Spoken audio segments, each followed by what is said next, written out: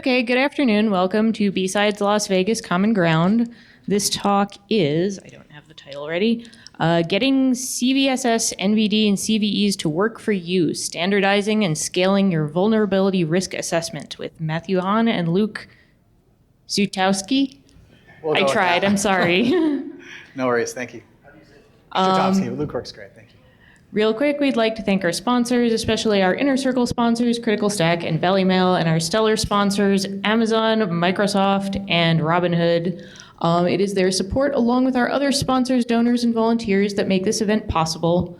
These talks are being streamed live, and as a courtesy to our speakers and audience, we ask that you check to make sure your cell phones are set to silent. And if you have a question, use the audience microphone, which I'm holding. Please raise your hand and I'll bring it over. And with that, let's get started. Welcome to Luke and Matthew. Cool, thank you. Is that working? Is your mic on? I think that's good to go. Can you guys hear me okay? Yeah, maybe we should. Okay, great. I should probably use. Is mine working too? Yeah. No. I'll use that. Yep, cool. All right. Guess it's working in some sense. All right, so thank you for coming. Luke and I want to talk about CVSS scoring, how we can help you with it. Luke and I have worked together for several years doing vulnerability management, vulnerability analysis. As you can see, we have some different interests. And Luke has moved on to a new job, so he has to give a quick disclaimer. I currently work for Microsoft as a security analyst. I'm here not representing Microsoft. These are my own views and opinions and don't necessarily reflect that of Microsoft. Just want to get that out of the way. Cool. So hopefully a lot of you have seen these acronyms. We don't have to go through them in too much detail. CVEs, those are the common vulnerabilities and exposures. NVD has a database of all the CVEs, including CVSS scores and CVSS vectors. And they have an API that anybody can use, so you can access that data. CVSS is what we're going to talk about. They're managed by FIRST. And I want to point out I work for First Information Technology Services, which is FITS, and I am not working for FIRST. That confusion out of the way. So what we want to help you guys do today is we want to talk about how to do CVSS 3.1 scoring. Also, how to categorize your assets, look at your inventory, understand your environment, and do some scalable integration of that data, which turns out doesn't have to actually be that hard and can help you with your security and your compliance folks both. So these are some stakeholders you might recognize, and these are folks that CVSS can be useful for. We're going to show you things today that internal security teams can use to drive remediation. It can meet compliance requirements with auditors. It can help management make informed decisions about what they want to do with the business, where they want to make investments, and can help relate your security posture to clients. There are many other uses for this, but these are just some of the stakeholders. One thing before we get started too, we want to make very clear, I think this happens in our industry a lot, that words get used to mean things that are not as specific as they should be used to mean. So CVSS is specifically designed to score severity of vulnerabilities and not risk. Once you start using CVSS environmental scores, you can start getting closer to risk, but there's a lot of factors that come into play that you should be considering when you're talking about actual risk. You need to think about the threats, the exposures, your business impacts, regulatory requirements. Regulatory requirements, how you're managing risk. And it was pointed out well in a paper by CERT back in December. And CVSS actually just got updated from 3.0 to 3.1, which wasn't really many formulaic updates, is more language and interpretation. And they do address that somewhat there, but it still gets misused in our industry a lot. It's particularly, for example, FedRAMP and PCI both call their risk ratings, they call them risk ratings in their CVSS scores, and they're really just severities. So it's pervasive throughout what we see out there. So just want to be very clear, we're talking about severity and we're trying to get closer to risk by doing environmental scoring. So why are we using CVSS? There's a lot of different ways to score vulnerabilities. Penetration testers will come up with what they think a risk is just qualitatively. They might also use CVSS, but at first blush they might think of, is it high risk, is it low risk? We know there's those tables with NIST where it's impact versus likelihood. You can get a chart, but that's fairly qualitative as well. There are quantitative values here. The scanners, they spit out tool risk ratings. They also spit out CVSS ratings. The tool risk ratings, they're numbers, but we don't have access to them. So what we're looking for here is we want to make something that we can look at all of your assets for all the vulnerabilities that we're finding and understand and be able to manipulate those efficiently, right? And also, because of that, we need to have something that's publicly available too. So we can't have something that's obfuscated. We can't have just qualitative analysis. We need numbers and availability. And CVS offers both of those. CVSS, it has vectors that have variables in them. You can manipulate those variables, and it gives you numbers from 0.0 to 10.0. And if you're not doing your penetration testing in VR, you might be doing it wrong. So just check it out. So how are we going to get there? You can run a raw scan of, you can get a scan of your system, right? You can scan all your assets. You get raw scan data that has CVEs in it. You can get CVE data from NVD, like we heard. So those two are given to you, right? You don't have to do anything for them. The pieces you have to do is you have to understand the inventory in your environment, the assets, and how the mitigations or the environmental factors affect them, how the data classifications affect them, things like that. Then you have to take that information and see how that affects 3.1 environmental scoring. These are the two pieces we're going to help talk through today. Once you've done that, this is all just data, right? This is just tables of data. So you can automate it. You guys get to do that yourselves. And hopefully out of that, you get some useful data that's specific to your environment.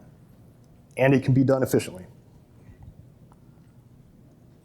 So we're going to use this example. Luke's going to talk through this one, and we'll use this to look at some scoring. Yeah, so we're going to basically talk about this remote code execution vulnerability against the remote desktop protocol. This came out a few months back, and this was weaponized relatively quickly from just a CD all the way to a Metasploit module in just a few months. So we'll be using this throughout the examples as we kind of look at the calculator. And this is just the NVD, basically scoring right here, and all the vector components as well. So just as a show of hands, how many of you have some exposure to CVSS scoring? Okay. So all right, a lot of you. So you're very familiar with this. This is just the vector string showing all the various components all the way through the environmental score. The CVSS obviously has 3 components to it. The base score, that feeds into the temporal scoring, and the temporal scoring feeds into the environmental scoring. So a lot of the work that you're going to be doing is in the environmental scoring section, and basically creating standardized mitigations applied to certain asset groups and asset types and other categorizations like that. So, and it's easily manipulated with this. You can put it into the URL just directly, right? The vector string, so you can easily get to a quick look at what the actual vector looks like. So if you need like a visual and you want to show somebody exactly how this one particular thing scores, you can just plug that into the URL. So this is the base score, which many of you are probably familiar with. And we're just scoring that particular remote desktop protocol, RCE. This is a fairly severe vulnerability, full high impacts to confidentiality, integrity, and availability. And the only thing I would point out, maybe it isn't super clear sometimes, is confidentiality and integrity impacts here refer to the data itself, the confidentiality and the integrity of the data. Whereas availability is referring to whether the service is still up. So if you had a web application and it was hacked and all your data was encrypted or deleted, that would be a high impact of integrity, but as long as the service is still up, that would not be an impact of availability. Just a thing to keep in mind as we kind of go through the thought experiment. As you can just see, there's some basic components. This is all you need is be able to send traffic to this particular box, and you'll be able to, if you have the exploit code, you'll be able, or like the Metasploit module or the POC, you'll be able to do this exploit. There's low attack complexity, no privileges are required, you don't have to trick the user into anything. So the base characteristics that apply to everybody, which I'm sure many of you are very familiar with.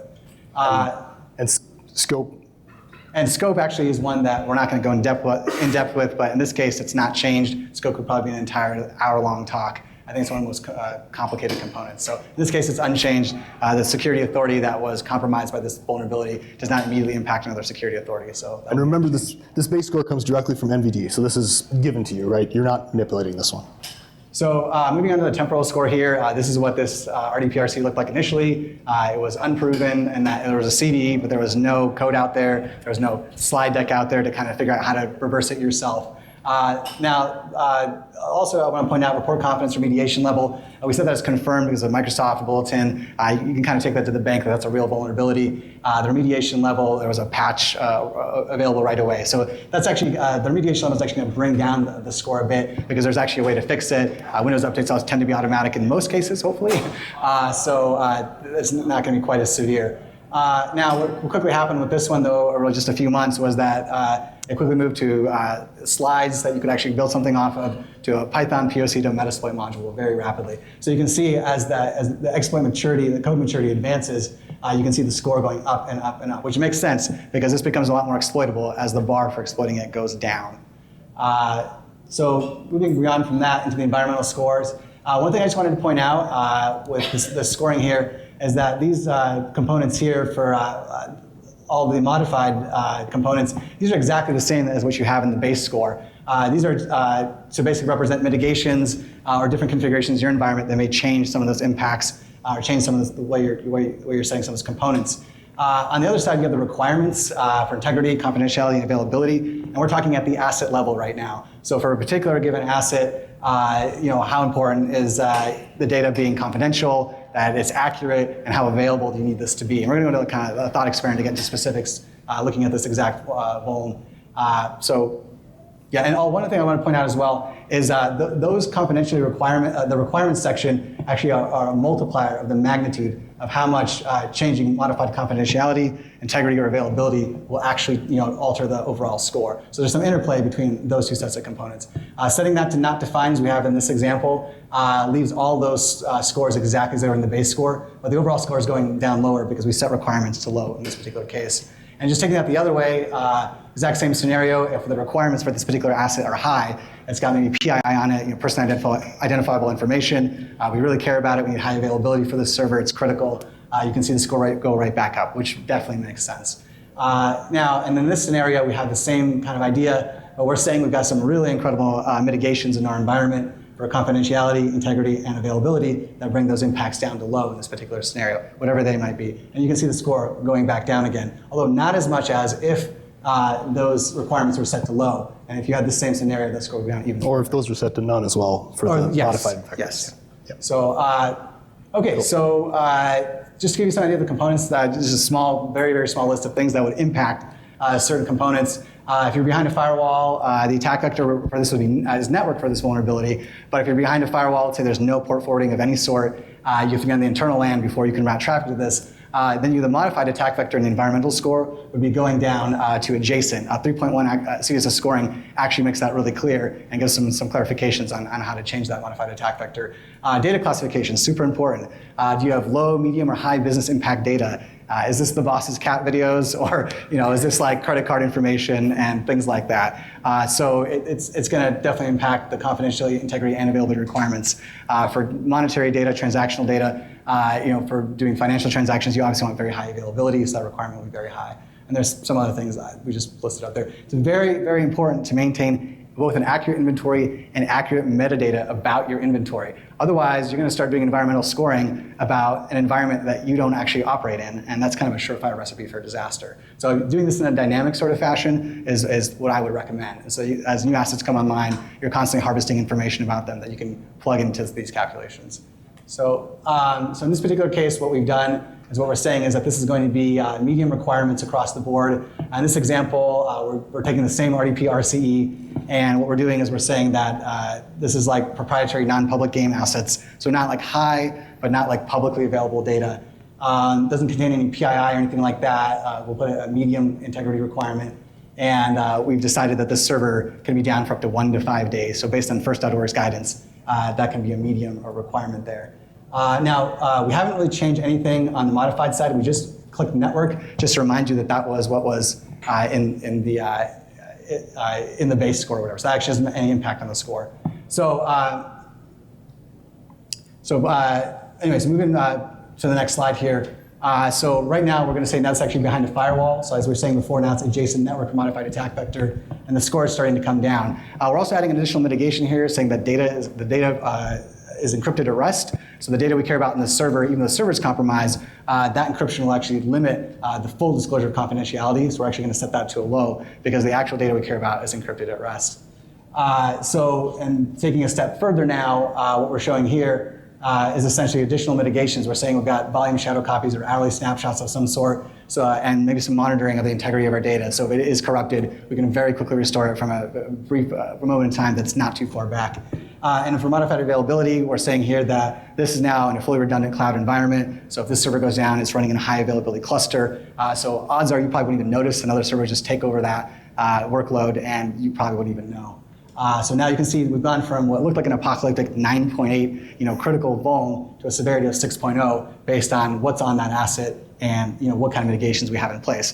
I have a feeling that you would probably not put the same prioritization remediating this particular server as you would for one that's coming out like a 9.8. So you can see this could actually influence the kind of business decisions you're making, the kind of remediation decisions you're deciding to do. And then just take it back the other way, exact same scenario, except what we've done is we've changed this to PII over here for the requirements. So the integrity and confidentiality have gone back up to high. And right here, we're going to take away the encryption at rest. So there's no mitigation here for modified confidentiality. So that's set to high, but in reality, since it was high in the base score, that's no difference than setting it to not defined. We're just kind of reminding you of that fact that we took away that mitigation. So the score goes back up, and that makes sense. You have much more critical data, much higher integrity requirement, and fewer mitigations in place for those relevant components. Cool. So we've done this for one asset, for one vuln. How do we start getting more? How can we do this more for your full environment? So first, you run raw scans. Let's talk first about one asset for multiple vulns, right? So you run your scans, you get some data, you get some vulns. They have CVEs. You can go to NVD. You learn more about the CVEs. You get the CVSS scores. You get the vectors. Most importantly, the vectors, right? That's where you're going to manipulate them. Now, and that again is just the data that you're given, basically. Now you have to do the work that Luke was talking about, understanding how your inventory affects those various components. But you've done that. You say, okay, how is this asset, what mitigations do I have in place for this asset, right?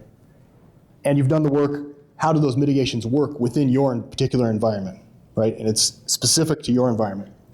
So you can combine those and say, all right, these effects are going to happen on this asset to these vectors that I've been given that I found my asset is vulnerable to. And now you can work that into the environmental scoring, right? So it's really just variable replacement.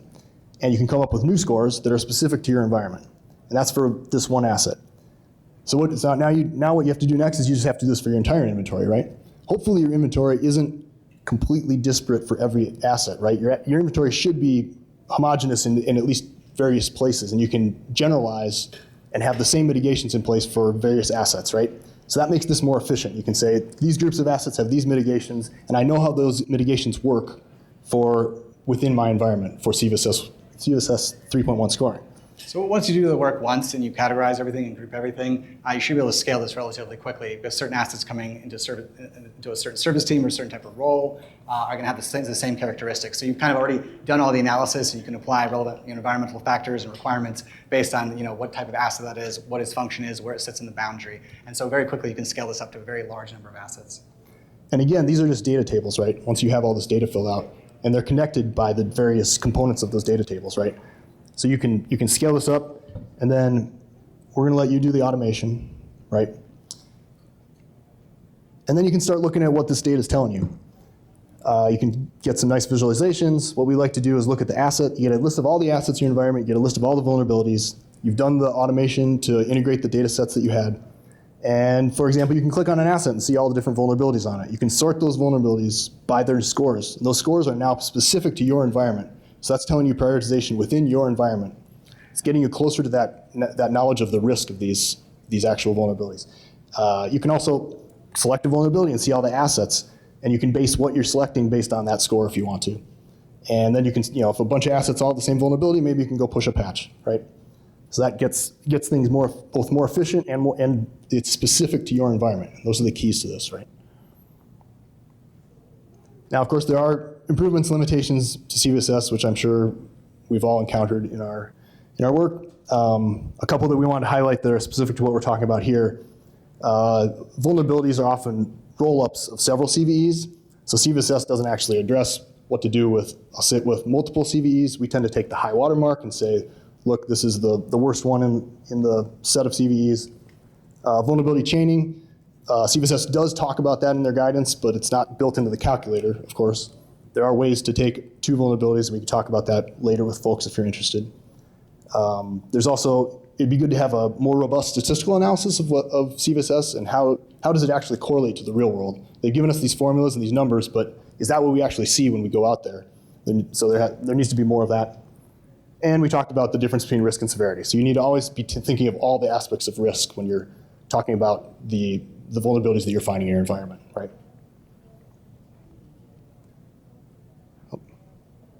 So yeah, hopefully that's kind of outlines what hopefully you can start doing for yourself. If you categorize those assets, and if you understand how those categorizations of the assets allow you to do CVSS 3.1 scoring, in particular those environmental metrics, right? That's what's key to this. Once you do that, you have a bunch of data that you guys get to automate, and hopefully that allows you to do some scans of your assets and get these compiled reports and make money, right? Yeah, that's what we had. Those are our contacts. I can give you my contact as well if you're interested, and I'm happy to send out these slides too if people would like them. But yeah, thanks.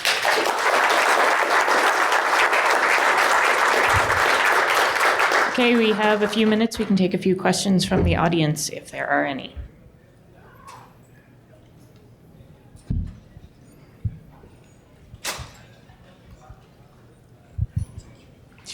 When you work for a large organization, you need you need a product basically to do this for you, I guess, because there's a lot of, it's a lot of work to do all of this manually. Do you know of any of the vulnerability management products that actually implement this? Like maybe the products I'm thinking of is like ServiceNow or Rapid7 or Tenable and stuff like that. In full, because I haven't seen it yet. That's why I'm asking. Yeah. Do you know any that do it? I don't have a mic. Can I use that mic?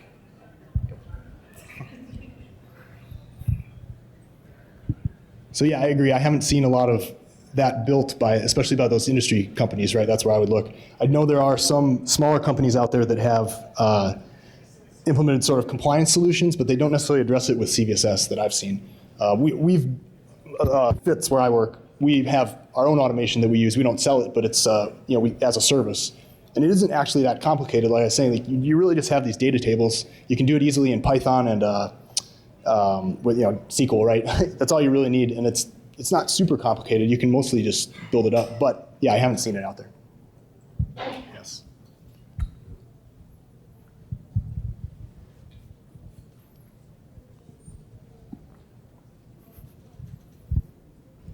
Does the aggregate quantify for outliers? Just your systems that are out that may not necessarily conform to what the main CVSS. The example that you brought up with 0708 and how there are patches available for everything XP and above, but I was thinking more about 2000 NT. I was wondering if CVSS would handle outliers such as those, because we know those systems are still running. Start talking if you want. So I think, if I remember I read correctly about that particular RDP-RCE, it was Windows Server 2008 R2 through Windows Server 2003, and as far back as Windows XP. As far as outliers, I'd have to see specifically how that vulnerability impacts that specific Windows operating system to get a sense of whether or not the scoring was going to give us an accurate picture of the severity of the risk. The scoring is designed to be general so that you can do it for any. If you're given a vuln with a base score, it should be applicable to general cases, but I'm sure there are outliers where the base score isn't necessarily perfect or your environmental scoring doesn't take into account everything, because there's, yeah. But if there's something specific about that system that you're saying that is not going to have the same impacts of confidentiality, integrity, or availability, you could maybe come up with an environmental score for that particular asset that makes those adjustments to come up with an accurate score for that particular asset. Maybe for a good example is and I'm not really sure if this is possible, but just like a hypothetical experiment. Let's say for whatever reason you're running some hardened image and the remote desktop protocol is only running with limited user privileges as opposed to like full local administrator privileges. In which case, if that were the case, the impacts to confidentiality, integrity, and availability would actually all be low in that case because you don't have full compromise of those, even if the exploit were to occur. I don't think that's going to be the case with RDP, but I can think with other types of listening services, you may be using a non-default configuration, or the default configuration is running with full local admin rights, but in your implementation, maybe you've hardened it, and you create a special service account for it that has limited rights, like least, following like a least privilege kind of thing. All right, thank you for your questions. If anybody has any more, feel free to catch up with Luke and Matt outside. Yep, we'll be out. Thank you very much. It's been a thrill. Thank you.